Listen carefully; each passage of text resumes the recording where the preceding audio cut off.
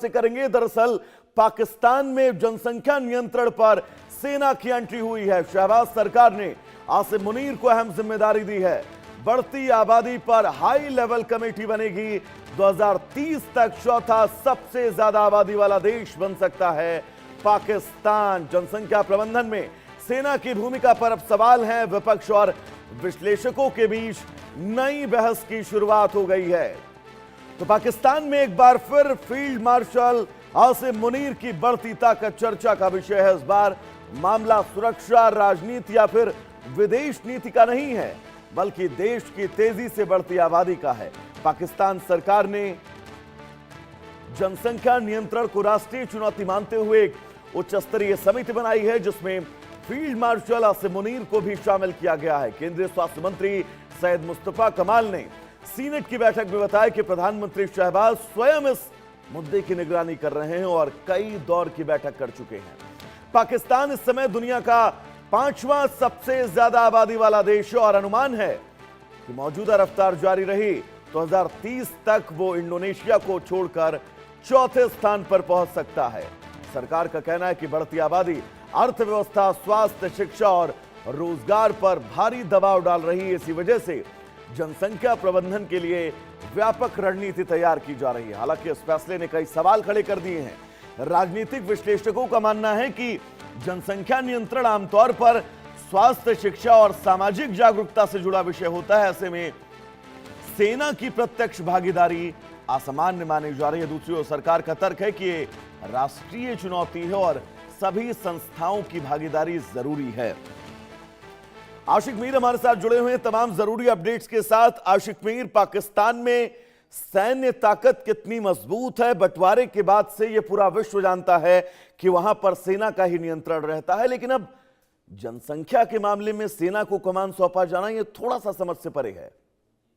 देखिए विभो, इससे साफ तौर पर यह देखा जा रहा है कि किस तरह का वहां पर जो कंट्रोल है पाकिस्तान में वो सेना का रहता है। हालांकि सरकार को चलाने में भी एक अहम भूमिका जो है वो वहां की सेना निभाती है और यही कुछ जो है इस समय देखने को मिल रहा है कि वहां का जो पॉपुलेशन है उसको कंट्रोल करने के लिए अब शहबाज शरीफ जो है आसिम मुनीर की तारीफ कर रहे हैं।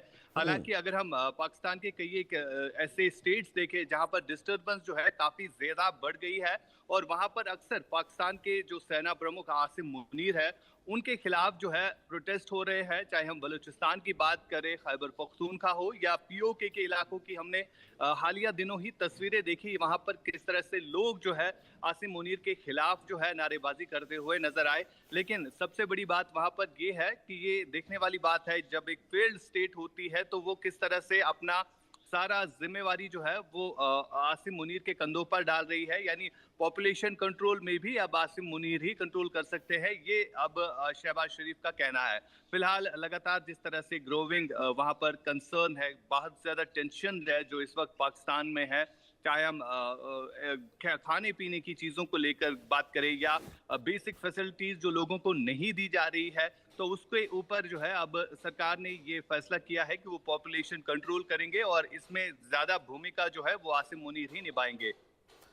आशिक, पाकिस्तान की अगर मैं बात करूं क्षेत्रफल की दृष्टि से तो भारत से बहुत छोटा ये देश है और इस देश में अगर इतनी तेजी से जनसंख्या बढ़ती रही तो आने वाला वक्त पाकिस्तान के लिए तो बहुत चुनौतीपूर्ण हो जाएगा। एक तरफ बलूचिस्तान, दूसरी तरफ अफगानिस्तान वाली समस्या, पाक अधिकृत कश्मीर में हालात कैसे हैं पूरा विश्व जान रहा है और अब अंदर खाने आप जनसंख्या के दबाव से जूझेंगे फिर तो मुश्किलें बहुत हैं। देखिए बिल्कुल वैभव, जिस तरह हम लगातार देख रहे हैं कई सारे ऐसे स्टेट्स जहां पर लोग जो है बेसिक फैसिलिटीज को लेकर अपनी मांगे तो रख रहे हैं और कई सालों से ये प्रोटेस्ट जो है वहां पर चल रहा है, लेकिन इन सब चीजों के बावजूद पाकिस्तान की सरकार पर कोई असर नहीं पड़ता है। हालांकि जो जनसंख्या रोकने का काम जो है वो भी अब आसिम मुनीर को ही दिया गया है। ये एक सबसे बड़ी जो है कह सकते हैं हम जो पाकिस्तान की सरकार की कोशिश है वो रहेगी। हालांकि आसिम मुनीर का काम जो है वहां पर सेना को कंट्रोल करना होता है, वहां पर ऑपरेशंस देखने हैं, लेकिन अब जिस तरह से हर एक चीज सरकार वहां पर सेना के हाथों दे रही है तो इससे यही साफ जाहिर हो रहा है कि किस तरह की एक फेल्ड स्टेट के तौर पर पाकिस्तान इस समय उभर रहा है। जी आशिक, आसिम मुनीर के पास ऐसा कोई मास्टर प्लान आपको लगता है होगा कि पाकिस्तान की बढ़ती जनसंख्या को रोका जा सके? मुझे तो नहीं लगता ऐसा उनके पास कोई प्लान है। देखिए बिल्कुल यहाँ पर वैभव देखने वाली बात यह है कि जब कोई स्टेट फेल्ड हो क्योंकि जाती क्योंकि है आशिक याद करिए, ऑपरेशन सिंदूर में भारत से बुरी तरह मार खाने के बाद कैसे उन्होंने अपनी पीठ थपथपाई और फील्ड मार्शल का तमगा अपने कंधे पर लगा लिया। देखिए बिल्कुल ये पहली बार वैभव नहीं है। पाकिस्तान के जितने भी जनरल्स रह चुके हैं उन्होंने वहां पर वहां पर सरकार होती है उनको कंट्रोल में रखा है और आज भी ऐसा ही कुछ हो रहा है। हालांकि दिखने में तो वहां पर सरकार है लेकिन जो कंट्रोल पूरा रहता है वो वहां पर सेना का ही रहता है। चाहे हम अगर जो पिछले वहां पर आर्मी चीफ रहे कमर जावेद बाजवा और उनकी तरफ से किस तरह उनको इल्जाम भी लगे कि उन्होंने बलूचिस्तान के रिसोर्सेज को लूटा और पाकिस्तान में जितने भी अगर हम देखें बड़े प्रोजेक्ट्स थे उनको बेच खाया और बाद में उन्होंने अपनी संपत्ति जो है विदेशों में बनाई। लेकिन यही कुछ जो है अब इस वक्त आसिम मुनीर भी कर रहे हैं लेकिन सरकार का इसमें पूरे जो है योगदान जो है वो उसको मिल रहा है। और वजह यही है कि जिस तरह से अब शहबाज शरीफ को भी लगने लगा है कि आसिम मुनीर जो है काफी करीबी है डोनाल्ड ट्रंप के भी और मिलजुल कर ये सरकार जो है अब आसिम मुनीर ही वहां पर चला रहे हैं। क्योंकि आशिक, आपके देश में संसाधनों का अभाव है, चीजें आपके पास है नहीं, बुनियादी नींव जो है वो आपके देश की हिली हुई है, आईएमएफ के चंदे पर आपके देश की अर्थव्यवस्था चल रही है। ऐसे में आशिक, अगर ये जनसंख्या बढ़कर कहीं दूसरे तीसरे पर पहुंच गई विश्व में, फिर तो पाकिस्तान के हर एक नागरिक के हाथ में कटोरा होगा। देखिए बिल्कुल वैभव यही चीजें यही तस्वीरें जो है लगातार देखने को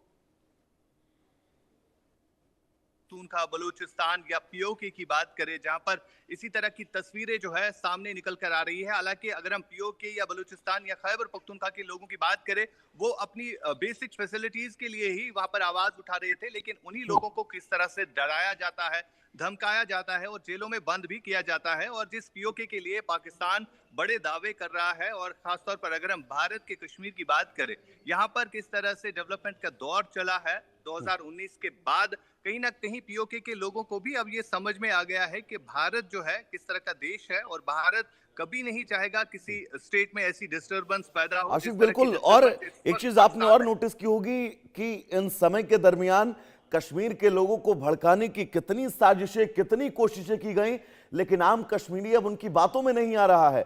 उसको पता है कि उसका विकास कहां है, उसकी उन्नति कहां है, उसको रोजगार कहां है, उसका जो खर्चा पानी रोजमर्रा की जिंदगी चलेगी वो कहां पर है। फिलहाल आशिक आपका